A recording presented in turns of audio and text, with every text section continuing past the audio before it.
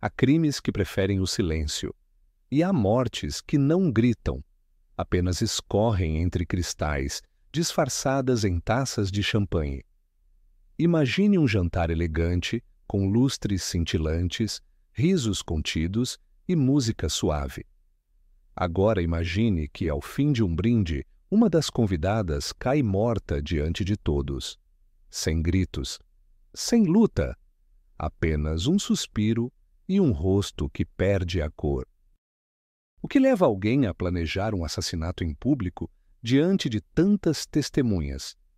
A resposta é tão direta quanto perturbadora, porque ali, entre os sorrisos e cumprimentos, todos têm algo a esconder, e o lugar mais seguro para um assassino é exatamente onde ninguém ousa desconfiar. Essa história começa com uma morte que todos juraram ser suicídio, menos um homem, um viúvo, determinado, e que morreria tentando provar que o brinde daquela noite não foi um ato de desespero, mas um assassinato cuidadosamente arquitetado. Rose Barton era o tipo de mulher que nunca passava despercebida. Alta, de traços marcantes e cabelos cor de cobre, ela brilhava em qualquer ambiente. Filha mais velha de uma família tradicional, herdara fortuna, educação e, por ironia cruel, também a vulnerabilidade. Na noite de seu aniversário, cercada de amigos e champanhe, fez um brinde, sorriu e, em poucos segundos, tombou sobre a toalha branca da mesa, morta por envenenamento. A perícia concluiu o óbvio: suicídio. Um histórico recente de doença, sinais de melancolia, uma carta ambígua. Tudo se encaixava, ou parecia se encaixar. George Barton, seu marido, um empresário discreto e de modos calmos, tentou aceitar, tentou seguir em frente, mas não conseguia apagar da mente um detalhe. Rose havia telefonado naquela mesma tarde para confirmar a presença de todos. Ela estava animada, havia escolhido o vestido, a música e, principalmente, o champanhe. Como alguém que planeja se matar prepara uma noite com tanto esmero? Essa pergunta o perseguiu por meses, até o dia em que recebeu uma carta anônima, escrita à mão em papel barato. Rose não se matou. Ela foi assassinada. Pergunte quem estava realmente sentado à mesa. A partir daí, George passou a revisitar cada momento da noite, as expressões, as pausas nos diálogos, os copos, as ausências, os olhares desviados. Começou a traçar um novo plano, reunir todos os convidados do jantar original. No mesmo local, na mesma data, à mesma mesa, e deixar que a verdade se revelasse, ou que o culpado voltasse a cometer um erro. Mas nada do que planejou sairia como o esperado. Rose não era apenas uma esposa. Ela era a irmã mais velha de Iris Marl, uma jovem silenciosa e observadora que sempre viveu à sombra do brilho da irmã. Iris guardava lembranças vívidas da infância. Rose rindo alto, dançando na sala de casa, ganhando elogios, sendo o centro de tudo, enquanto ela, Iris, aprendia a se fazer invisível. Quando Rose morreu, Iris não chorou imediatamente. Ela congelou. O choque foi profundo demais para lágrimas. Depois, quando tudo se acalmou, foi viver com George, na grande casa de Elvetham Square. E ali, no silêncio das manhãs e no vazio das salas, percebeu algo estranho. George não agia como um viúvo, agia como alguém que ainda esperava respostas. Foi ele quem um dia entrou em seu quarto com 2 cartas nas mãos. Uma, enviada por um advogado, falava da herança de Rose. Iris herdaria tudo, desde que não se casasse antes dos 21 anos. A outra carta era anônima, e nela a palavra assassinato aparecia 3 vezes. Iris passou a questionar tudo. A depressão de Rose, a carta de despedida, o conteúdo da taça, quem havia servido o champanhe quem se levantou da mesa, quem dançou. E então, no sótão, encontrou algo que mudaria tudo: uma carta não enviada, escrita por Rose, onde ela dizia estar apaixonada por outro homem. Um homem com quem planejava fugir. O problema é que 3 convidados da festa poderiam ser esse homem, e 2 deles estavam ainda por perto. O primeiro era Anthony Blake, um homem de sorriso fácil e olhos que escondiam mais do que revelavam. Supostamente negociante internacional, era conhecido por sua boa lábia, gosto por festas e por desaparecer sempre que confrontado com perguntas difíceis. O segundo era Stephen Franklin, político promissor casado com uma dama influente da sociedade. Quando foi revelado que Stephen e Rose haviam tido um caso, todos pensaram que era apenas um escândalo passageiro. Mas Rose exigia mais, exigia um divórcio e ameaçava expor tudo. O terceiro homem era o próprio George. Sim, o marido. Afinal, ele tinha motivos, tinha acesso e agora tinha uma nova mulher discretamente ao seu lado, Rachel, sua secretária fiel, que cuidava de seus negócios com mais zelo do que uma esposa. No centro desse redemoinho, Iris tentava se manter lúcida. Mas, quanto mais descobria, mais percebia que todos tinham motivos. Todos haviam perdido algo com a morte de Rose. E todos, de alguma forma, poderiam ganhar algo com seu silêncio. Quando George decidiu marcar o novo jantar, no mesmo restaurante da tragédia, o elegante Hotel Luxor, no bairro mais nobre da cidade, Iris sentiu que algo estava prestes a explodir. E ela estava certa. Naquela noite, ao redor da mesa, entre o tilintar de talheres e os sorrisos forçados, uma nova taça seria erguida. E mais uma vez, alguém não voltaria para casa. A verdade raramente é aquilo que se vê pela primeira vez. Para cada sorriso polido, há intenções ocultas. Para cada palavra cordial, há um subtexto. E dentro de um jantar cercado de convenções sociais, onde uma mulher morreu após um brinde, todos os convidados usavam máscaras. George Barton era um homem de aparência contida. Empresário respeitável, expressão séria, hábitos previsíveis. Mas havia uma distância entre o que ele mostrava e o que realmente sentia. Após a morte de sua esposa, continuou saindo para compromissos, mantendo o mesmo tom calmo em reuniões, mesmo quando por dentro se desmoronava. Sua dor era controlada, calculada, como se ele tivesse decidido não demonstrar nenhuma emoção fora do script social esperado de um viúvo. Contudo, foi exatamente esse comportamento que fez surgir dúvidas. Porque, ao contrário do que muitos pensavam, George não era apenas um homem em luto. Ele investigava silenciosamente. Observava os antigos amigos da esposa. Lia e relia a carta deixada por ela. Examinava copos, lembrava-se dos diálogos trocados na noite do jantar.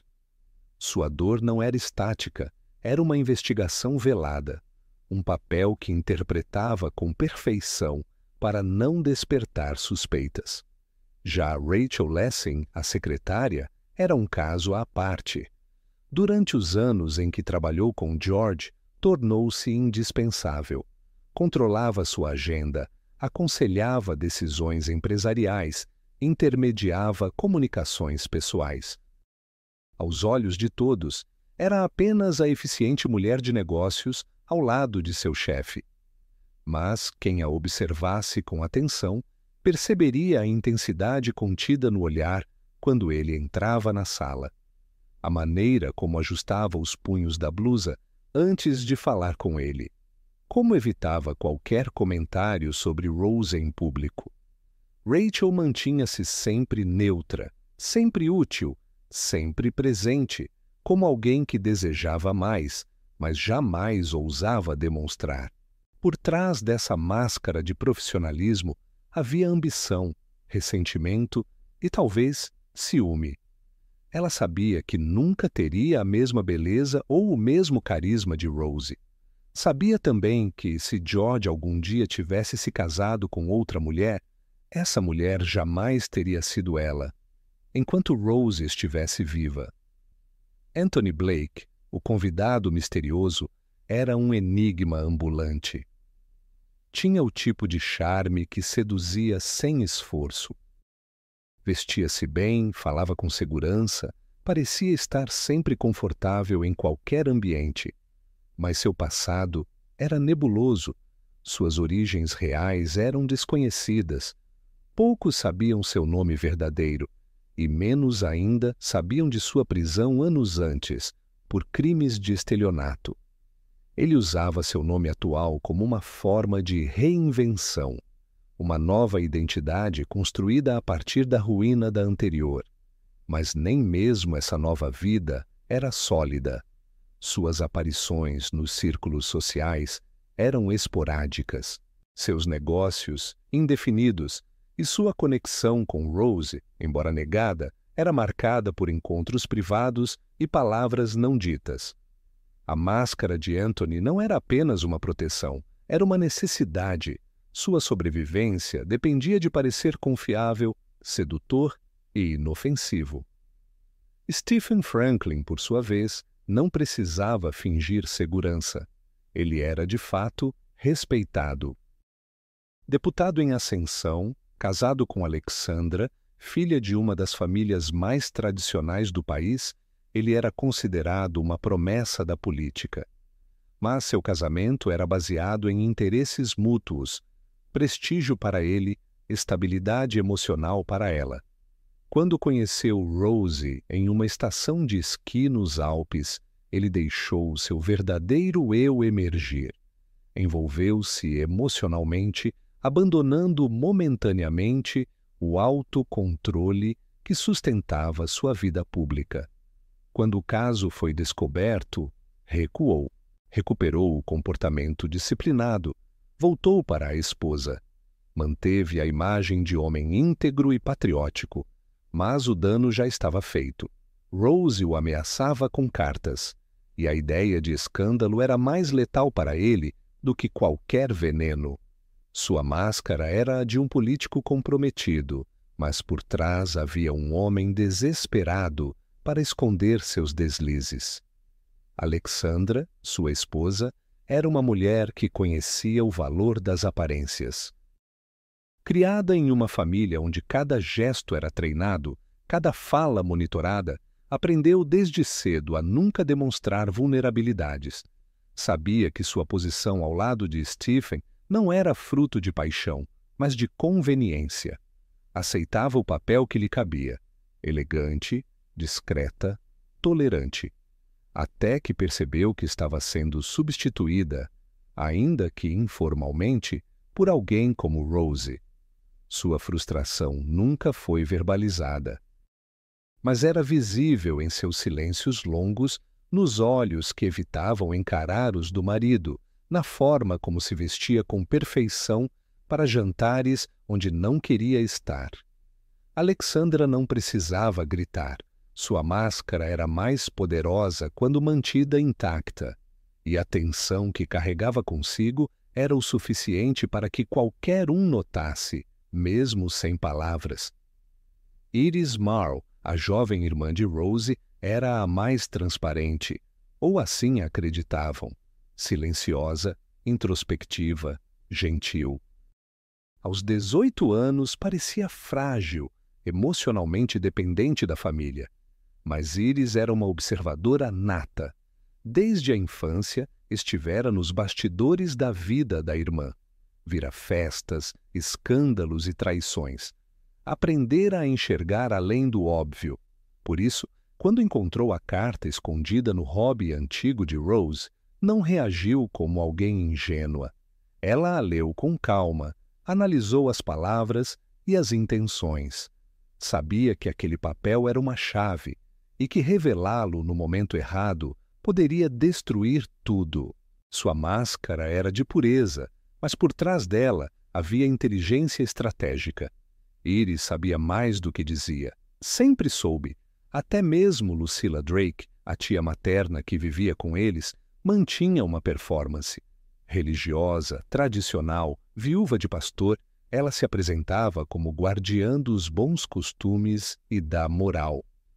Mas ignorava sistematicamente os erros do filho, Victor, mesmo quando estes prejudicavam toda a família. Fechava os olhos para fraudes, fugas e dívidas.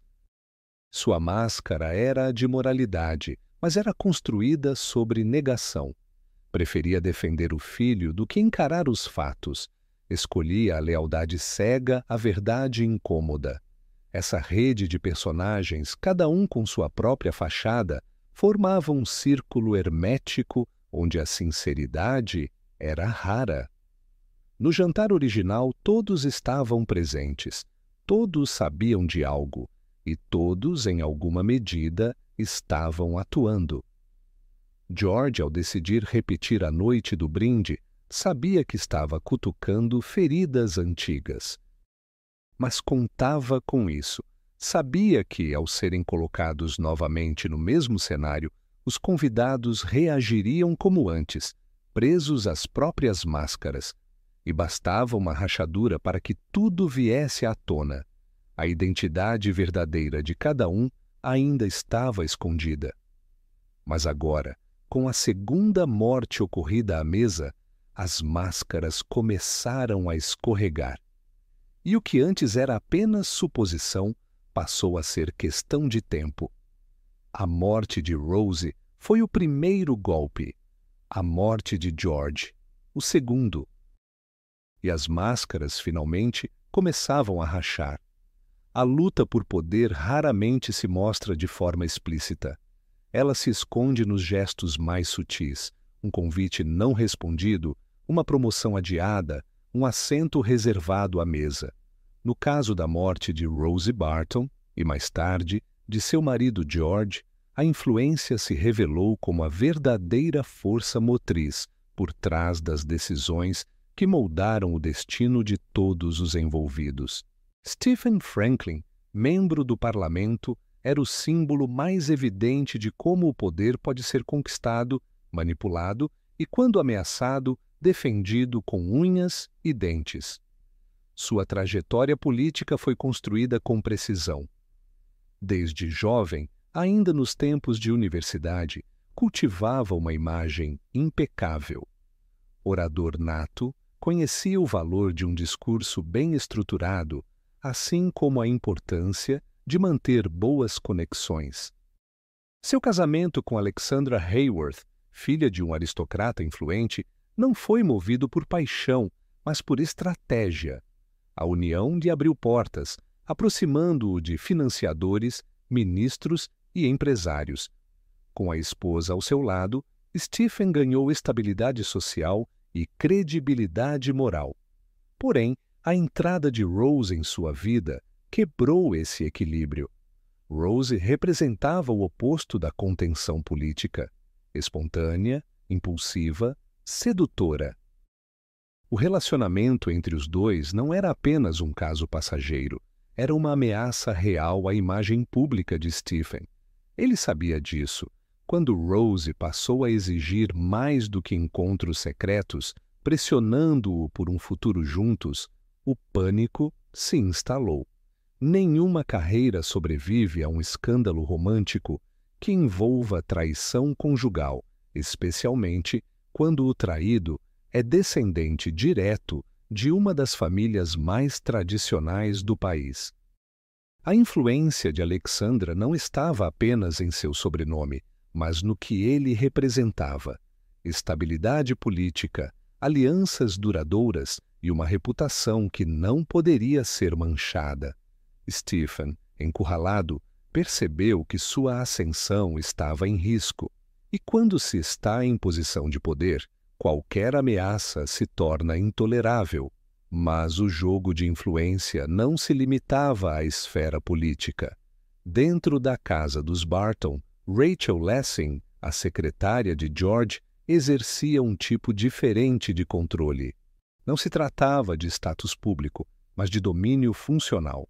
Era ela quem administrava os negócios, controlava contas, organizava reuniões e, em muitos aspectos, decidia o ritmo da vida de George. Durante anos, Rachel moldou-se à imagem de uma assistente exemplar. Mas o tempo lhe deu mais do que responsabilidade. De forma discreta, passou a tomar decisões por conta própria, muitas vezes sem consultar o patrão. O nível de autonomia que conquistou era incomum, e com ele vieram expectativas. Rachel não desejava apenas reconhecimento profissional. Ela queria ser indispensável e, no fundo, desejava o lugar de Rose. Após a morte da esposa de George, Rachel viu uma oportunidade. Mas, para que sua posição se consolidasse, era necessário eliminar riscos. E entre esses riscos estava a jovem Iris, herdeira legítima da fortuna de Rose e possível voz discordante dentro da casa. Rachel compreendia bem o funcionamento dos bastidores. Sabia manipular discursos, usar o silêncio como arma e aplicar gentilezas como forma de domínio. Sua influência era construída não pela força, mas pela constância. Estava sempre presente, sempre útil, sempre um passo à frente. O poder também se manifestava de maneira mais sutil em Lucille Drake, a tia idosa que, à primeira vista, parecia inofensiva. Viúva de um pastor, sustentava uma imagem de mulher conservadora e dedicada à família. No entanto, Lucille era uma estrategista emocional. Sua arma era a culpa. Ela usava seu passado, sua fragilidade e sua constante preocupação como forma de manter controle sobre Iris e George. Lucille sabia que, apesar de sua falta de autonomia financeira, sua presença era respeitada e, mesmo sem tomar decisões práticas, interferia constantemente na dinâmica doméstica, fazendo com que os demais se sentissem responsáveis por seu bem-estar. Sua influência vinha do vínculo afetivo e de sua habilidade em se posicionar como vítima diante de qualquer crise. Outro ponto importante na teia de relações de poder era Anthony Blake. Embora não possuísse título, cargo ou prestígio social, dominava as situações com carisma e imprevisibilidade. Seu maior trunfo era sua liberdade. Anthony não devia nada a ninguém. Tinha um passado confuso, mas sabia como usá-lo a seu favor. Ele jogava com as expectativas. Sabia que, ao se manter misterioso, tornava-se interessante. Ao recusar convites demais, despertava curiosidade. E, ao surgir de surpresa, ganhava controle da narrativa. Sua influência era quase teatral. Entrava e saía de cena quando lhe convinha, sempre deixando perguntas no ar. Mesmo Iris, aparentemente alheia às disputas, possuía um tipo de poder particular. Ela era herdeira da fortuna de sua irmã. Tinha idade para assinar documentos, mas não para tomar decisões plenas. Ainda assim, sua opinião era levada em conta. Sua presença nos jantares era obrigatória, e seu comportamento silencioso despertava dúvidas em todos. O que Iris sabia? O que ela havia lido? Com quem falava em segredo? Essas perguntas criavam uma atmosfera de vigilância ao seu redor. E o simples fato de poder pertencer a qualquer lado, inocente ou cúmplice, fazia dela uma peça-chave. A morte de George Barton trouxe à tona todas essas forças. Na noite do segundo jantar, quando ergueu sua taça e morreu diante dos convidados, ficou claro que alguém tentava proteger algo. Talvez uma posição, talvez um segredo, talvez os dois. As disputas por influência não cessaram com sua morte. apenas se intensificaram. Rachel passou a falar como se fosse sua viúva. Stephen ficou mais reservado, controlando ainda mais sua fala. Alexandra deixou de esconder seu desprezo por certas companhias. E Anthony desapareceu por dias, como se nada tivesse acontecido. As autoridades, ao iniciarem as investigações, encontraram resistência velada. Ninguém se negava a cooperar, mas todos dosavam as palavras. As declarações eram meticulosamente calculadas, como se cada frase fosse parte de um discurso cuidadosamente ensaiado. Não era apenas medo, era política, era estratégia. O coronel Alan Reis, chamado por George antes da morte para auxiliá-lo, notou isso de imediato. Anos de experiência em inteligência militar lhe ensinaram que o silêncio em excesso costuma esconder verdades explosivas. Ao observar os envolvidos, ele não procurava reações emocionais, buscava os vazios, os gestos interrompidos, as perguntas respondidas rápido demais. Com cada interrogatório, ficava mais evidente que a busca pela verdade seria um desafio contra uma muralha de conveniências e aparências. Todos os envolvidos tinham algo a perder. E em um ambiente assim, o poder não está com quem grita mais alto, mas com quem sabe manter o segredo por mais tempo. Quando a tragédia se abate sobre um grupo de pessoas conectadas por laços de sangue, afeto ou conveniência, o impacto raramente se limita ao luto. O sentimento mais persistente, na maioria dos casos, não é a tristeza, é a culpa. E por trás da culpa, quase sempre, está o desejo não resolvido. Aquilo que alguém quis, mas nunca admitiu. Aquilo que poderia ter sido feito e não foi. A jovem Iris Marl, embora discreta, convivia com um sentimento que não a deixava dormir. A sensação de que poderia ter impedido a morte da irmã. Rose jamais foi uma figura fácil. Era intensa, impulsiva, cheia de atitudes inconsequentes. Mas era, ainda assim, sua única família direta. Iris se culpava por não ter insistido mais quando encontrou a irmã chorando no quarto, dias antes do envenenamento. Recordava-se da cena com nitidez. A carta inacabada sobre a mesa, os olhos vermelhos, as mãos trêmulas. Naquele momento, poderia ter perguntado mais, poderia ter ficado, mas não o fez. Aquela omissão moldou suas ações nos meses seguintes. Ao descobrir as cartas anônimas que sugeriam assassinato, Iris hesitou antes de entregá-las a George. Quando finalmente o fez, já era tarde demais. A morte do cunhado apenas aprofundou a sua sensação de impotência. O desejo de justiça que a movia agora se confundia com o arrependimento por não ter sido mais corajosa. Rachel Lessing, por sua vez, carregava um peso emocional diferente. Ela não apenas testemunhara os desdobramentos da relação entre George e Rose, ela fizera parte deles. Como secretária, via mais do que deveria. Ouvia conversas, lia correspondências, agendava encontros. Aos poucos passou a perceber em si algo que inicialmente lhe pareceu absurdo: inveja. Inveja da forma como Rose era admirada, inveja da espontaneidade, inveja da atenção que recebia de George. Com o tempo, esse sentimento se transformou em outra coisa: desejo. Não o tipo romântico, mas uma necessidade silenciosa de ocupar o espaço que não lhe pertencia. Rachel desejava ser notada.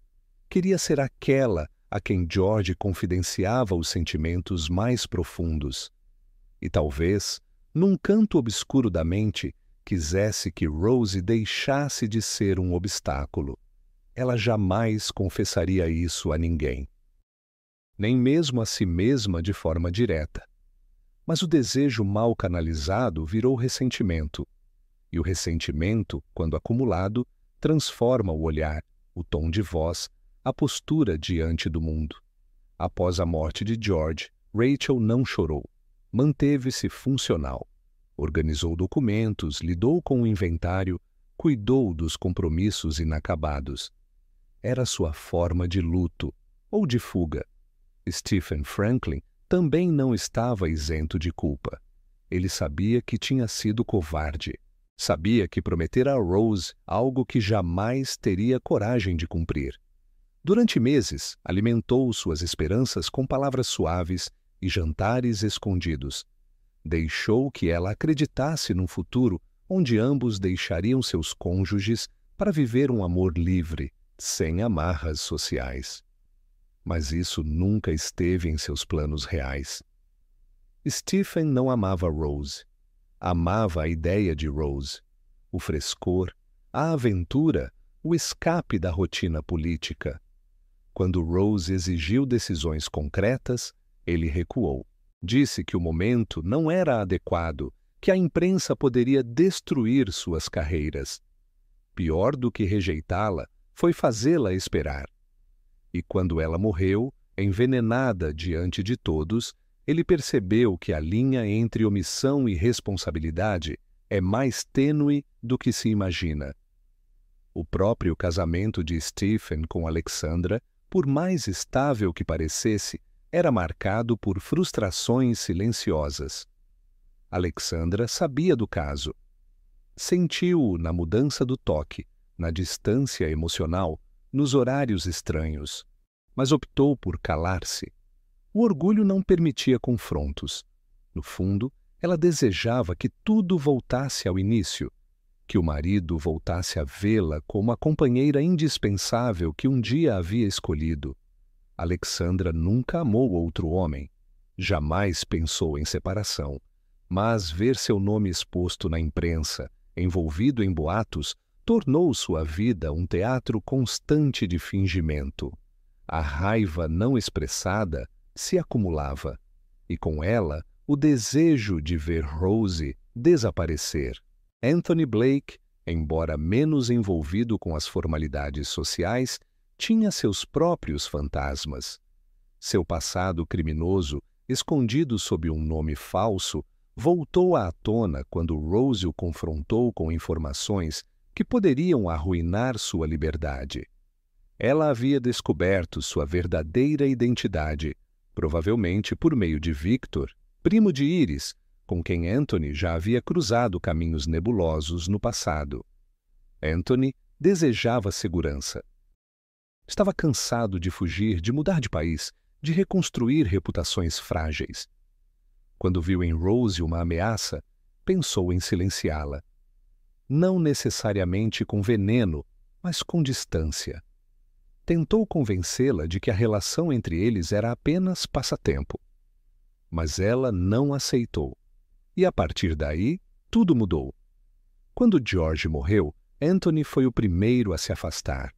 Sumiu por dias, talvez por medo, talvez por tática, talvez por ambos. Lucille Drake, a matriarca, lidava com outro tipo de culpa. Por anos, acobertou os erros do filho Victor, mesmo sabendo que ele causava prejuízos a todos à sua volta. Ela o via como incompreendido, alguém que a vida tratara com dureza, ajudava-o financeiramente, defendia-o em jantares e recusava-se a aceitar qualquer crítica direcionada a ele. Quando soube que George havia enviado Victor para fora do país com uma passagem só de ida e uma quantia significativa em dinheiro, ficou furiosa. Acreditava que se George tivesse sido mais compreensivo, Victor teria se redimido. A morte do genro a deixou desamparada e, mesmo que jamais admitisse, sentia-se responsável por parte do caos que se instalou. O fio condutor entre todos os personagens era o mesmo, o desejo negado ou a culpa abafada.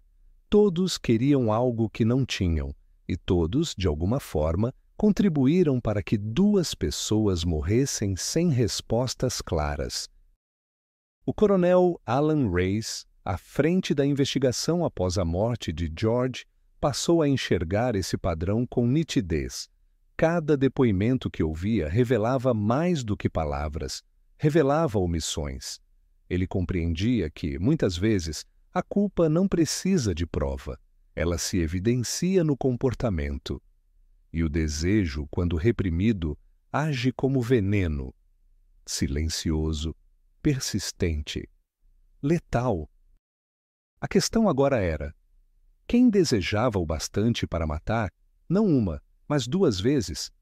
Descobrir a verdade, muitas vezes, exige atravessar camadas de silêncio construídas com precisão ao longo do tempo.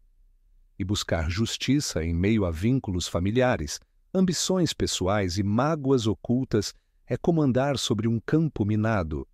A cada passo, um novo segredo ameaça explodir. Após a morte de George Barton, o cenário não podia ser mais simbólico.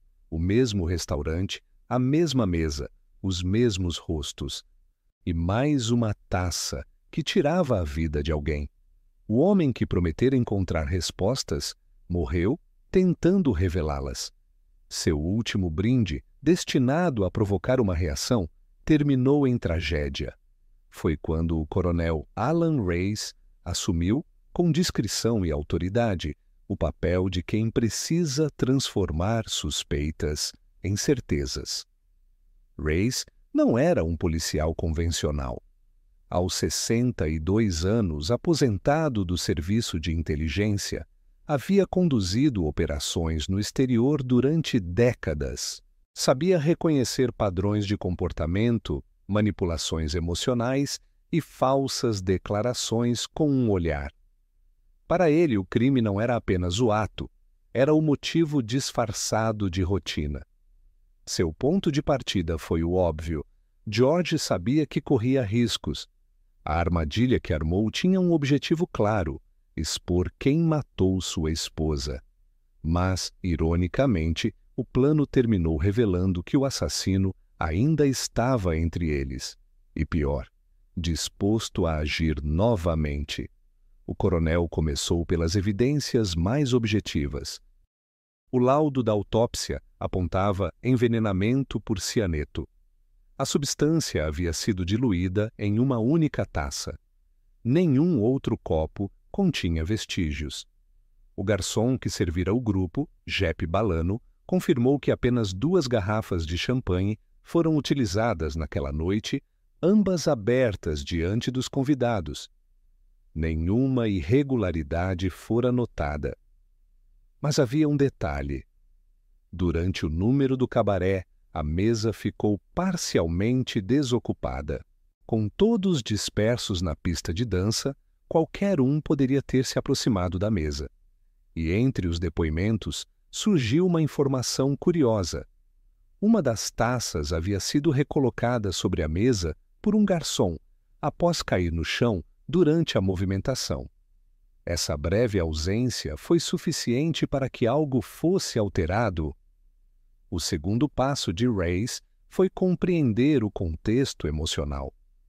Ao entrevistar Rachel Lessing, o coronel percebeu inconsistências sutis em sua narrativa. A secretária estava visivelmente abalada, mas sua reação não parecia de surpresa.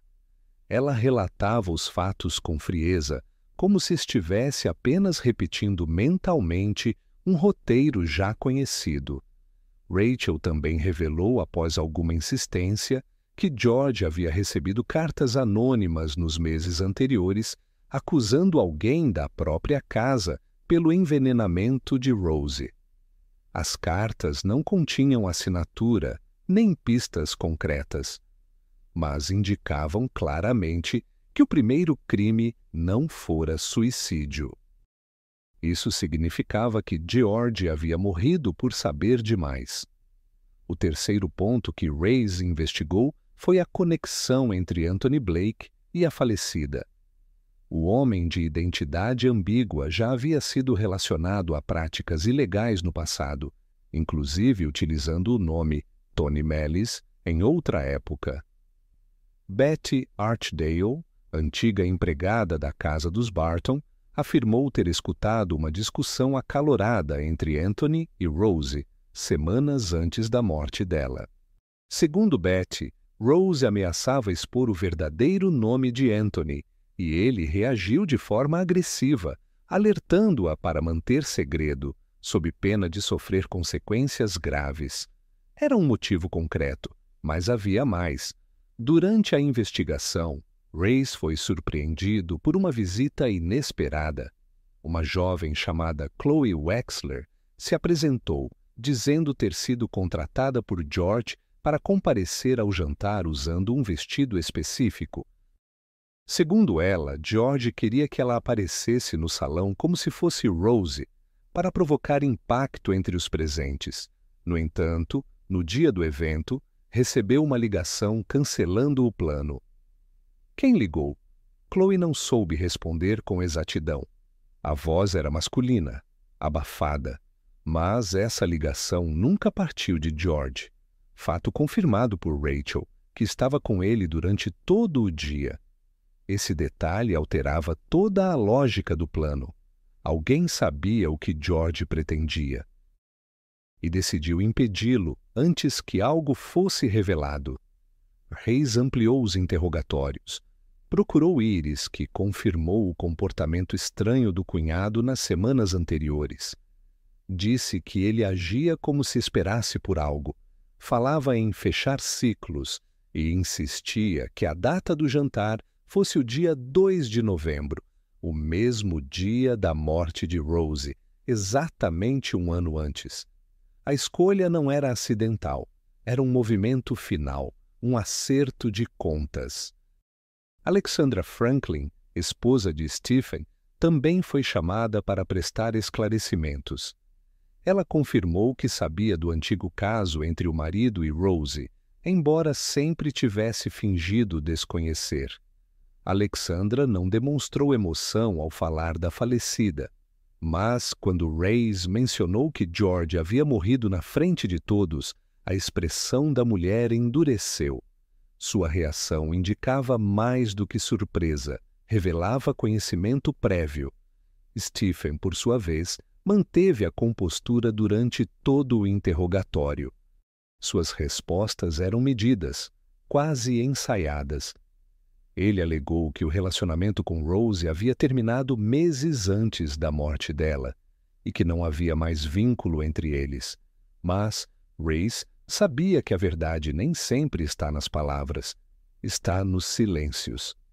E Stephen silenciou no momento em que foi questionado se alguém mais sabia do caso além da esposa. Enquanto isso, o inspetor-chefe Kemp, responsável pelo inquérito formal, buscava uma conexão entre os dois assassinatos. O detalhe mais revelador surgiu quando foi encontrado um pequeno frasco vazio escondido em uma das lixeiras do restaurante. O vidro, com restos de substância volátil, correspondia ao mesmo tipo de veneno usado nos dois casos. Esse objeto mudava o curso da investigação. Não havia dúvida. George Barton foi assassinado da mesma maneira que sua esposa. A dúvida agora era: quem tinha acesso à mesa no momento exato?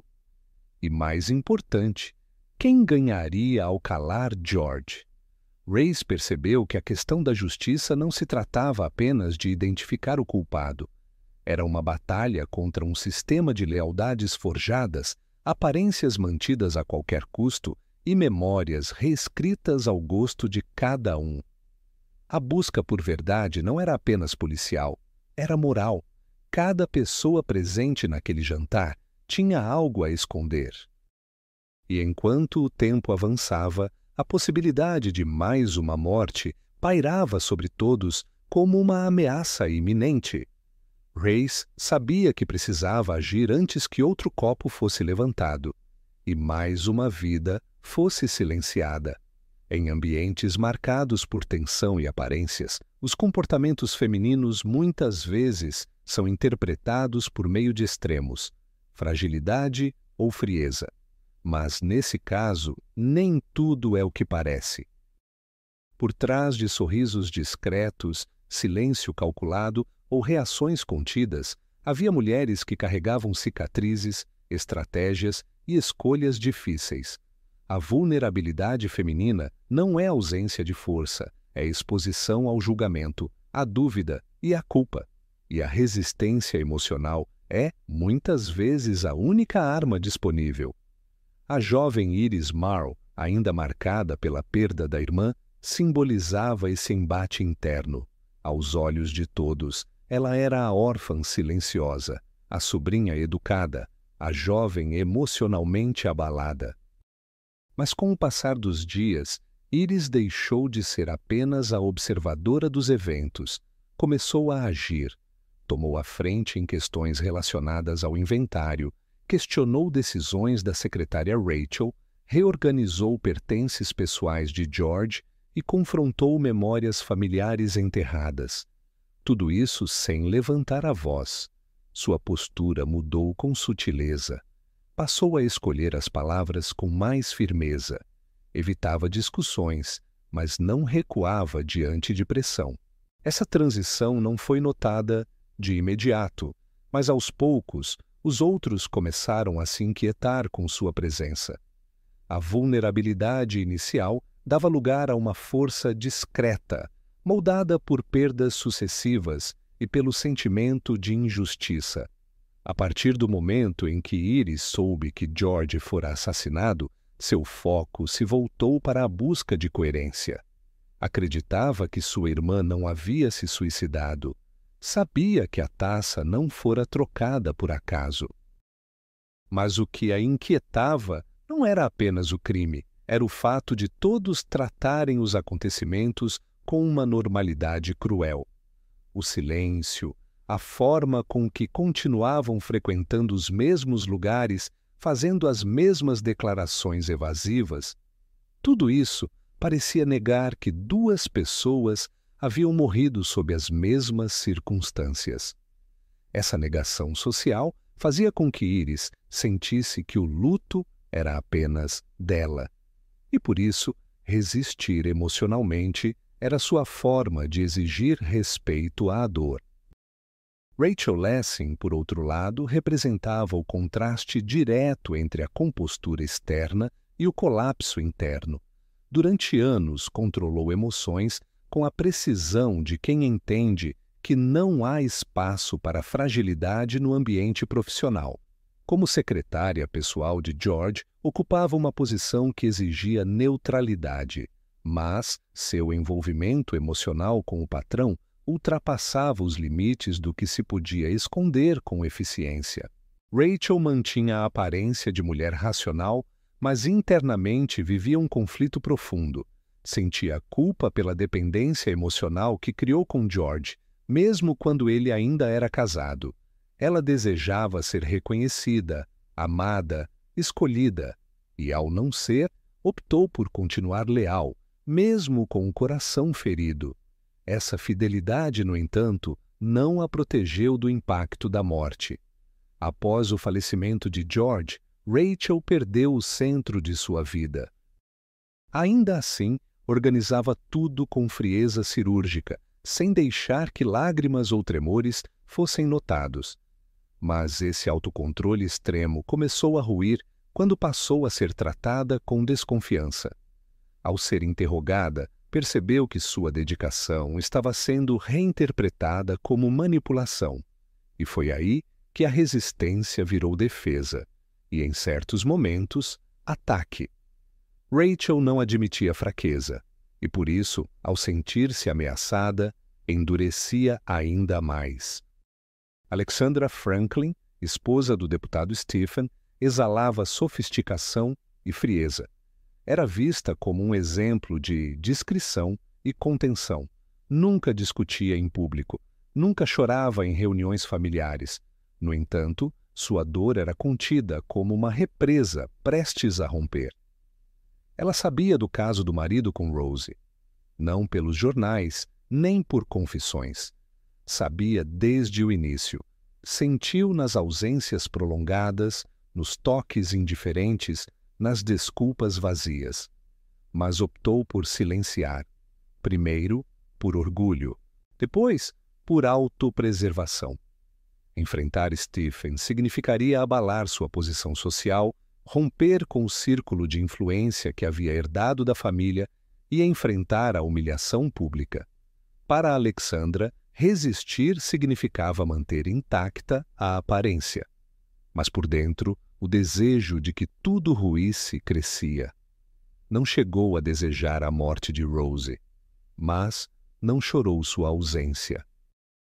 E quando George morreu, ela viu, com frieza calculada, uma nova oportunidade: manter o marido longe de escândalos e retomar o controle perdido. A resistência emocional de Alexandra era feita de silêncio e distância. Não se deixava abater, mas também não curava a si mesma. Lucille Drake, tia de Iris e matriarca informal da casa, era um exemplo curioso de fragilidade disfarçada de autoridade. A idade avançada, o luto antigo e a devoção religiosa criavam a imagem de uma mulher bondosa e conservadora. Mas, sob essa imagem, havia uma mente ativa, que se recusava a admitir culpa e preferia justificar tudo com base no destino ou no julgamento divino. Lucille havia protegido o filho Victor até o limite. Sabia que ele cometera erros, inclusive possivelmente ligados ao submundo que envolvia Anthony Blake. Mas nunca admitiu. E isso a corroía. Aos olhos dos outros, ela era a senhora serena que lia salmos e preparava chás. Mas na intimidade, rezava para que nada viesse à tona. Sua fragilidade não era emocional, era moral, e sua resistência vinha da negação obstinada da realidade. A figura de Rose Barton, mesmo após sua morte, seguia presente em todas as conversas, pensamentos e decisões. Rose foi, para muitos, o estopim de desejos proibidos, conflitos ocultos e reações extremas.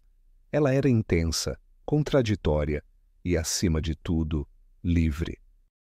Essa liberdade a tornava ameaçadora, e talvez, por isso, tenha se tornado um alvo. Rose não aceitava o papel de esposa decorativa, não fingia não saber, não ignorava traições, confrontava, exigia, provocava. Para os que conviviam com ela, isso era desconfortável. Sua vulnerabilidade emocional, marcada por crises, impulsos e desabafos, não era sinal de fraqueza. Era a manifestação crua de alguém que recusava o silêncio como ferramenta de sobrevivência. Mas, em um mundo onde o controle é mais valorizado do que a autenticidade, sua franqueza se tornou perigosa. Ao analisar todos esses perfis, o coronel Alan Reyes percebeu que não havia distinção clara entre frágil e forte. A dor se manifestava de formas diversas, às vezes no choro, outras no distanciamento, na organização meticulosa ou na negação constante. O que unia todas essas mulheres era o fato de terem sido ignoradas, subestimadas ou manipuladas em algum momento. E diante disso, cada uma desenvolveu sua própria forma de resistir. Mas agora, com duas mortes não explicadas, a resistência não seria mais suficiente. Era hora de falar, confrontar, revelar. E talvez, pela primeira vez, o silêncio não fosse uma opção segura. As taças já estavam recolhidas, os pratos vazios, as cadeiras empurradas para trás com pressa no fim de um jantar que ninguém mais ousaria repetir. Mas os segredos permaneciam à mesa, como se tivessem peso e lugar marcados. O crime, afinal, não era apenas a morte de Rose Barton ou de seu marido George. Era a teia de mentiras que os envolvia, a cumplicidade silenciosa que os cercava e os interesses cuidadosamente disfarçados como boas intenções. Ao concluir a investigação, o coronel Alan Reyes não se deparou com um assassino clássico. Não havia luvas, nem impressões digitais em uma arma, nem rastros evidentes. O que encontrou foi mais sutil, um cenário de omissões, verdades desfiguradas e jogos de influência. E foi exatamente isso que tornou o caso mais perigoso. A verdade estava fragmentada entre as mãos de todos. Ninguém sabia tudo. Mas cada um carregava uma peça que, se encaixada corretamente, revelaria o quadro completo. Rachel Lessing, pressionada pela desconfiança, acabou cedendo. Ela não havia envenenado George, mas sabia que ele havia descoberto o nome do verdadeiro assassino de Rose. Na noite do segundo jantar, ele pretendia revelar essa descoberta. Rachel tentou impedi-lo, argumentando que isso apenas provocaria mais dor. George recusou. O assassino verdadeiro, ao perceber que sua identidade estava prestes a ser exposta, agiu rápido. Trocou a taça novamente. Planejou com precisão. E matou pela segunda vez, não por impulso, mas por autoproteção. O responsável não foi aquele que parecia mais instável, nem quem tinha antecedentes duvidosos. Foi alguém que, aos olhos de todos, parecia inofensivo. Alguém que se beneficiava da ausência de suspeitas. Victor Drake. O primo de Iris, protegido por Lucille, rejeitado pelo tio George, envolvido em dívidas com agiotas e pressionado por Rose quando ela descobriu sua conexão com Anthony. Victor havia perdido tudo com a morte de Rose. A herança, a influência, o respeito. George, ao descobrir o envolvimento do rapaz em transações ilegais, o expulsou discretamente da casa. Mas Victor voltou, não publicamente. Manteve-se à sombra, observando.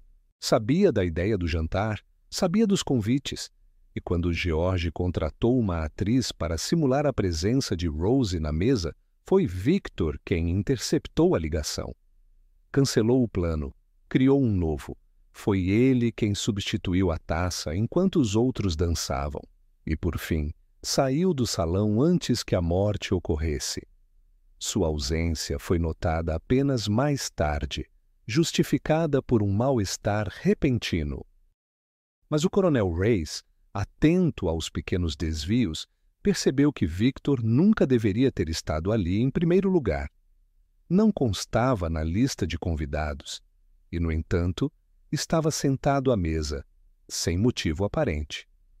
Com provas reunidas, Rachel, Alexandra e até Anthony foram afastados das investigações. A detenção de Victor ocorreu em sigilo, para evitar escândalos. Lucille não aceitou os fatos. Até o último instante, negou. Recusou-se a acreditar que o filho fosse capaz. Mas, no fundo, sabia. O círculo se fechava. O caso, oficialmente encerrado, deixou marcas profundas. Iris, agora mais madura e consciente, decidiu vender a casa da família. Não queria viver entre retratos e memórias silenciosas. Mudou-se para o sul do país. Iniciou um curso de psicologia, talvez buscando entender aquilo que as palavras não explicam. Por que as pessoas matam? E por que outras, sabendo disso, preferem o silêncio? Stephen Franklin e Alexandra mantiveram o casamento, mas em públicos separados. Ele permaneceu na política. Ela, em eventos de caridade. A imagem foi preservada. O afeto, nunca recuperado. Rachel, após anos de trabalho dedicado, aceitou um cargo menor em outra cidade, distante das lembranças, distante das sombras. Anthony desapareceu, como sempre fazia, talvez em outro país, talvez com outro nome. E Rose? Rose permaneceu na lembrança, não como mártir nem como vilã, mas como alguém que ousou sentir demais, que viveu de forma intensa. E que morreu porque, num mundo de máscaras, ousou ser autêntica.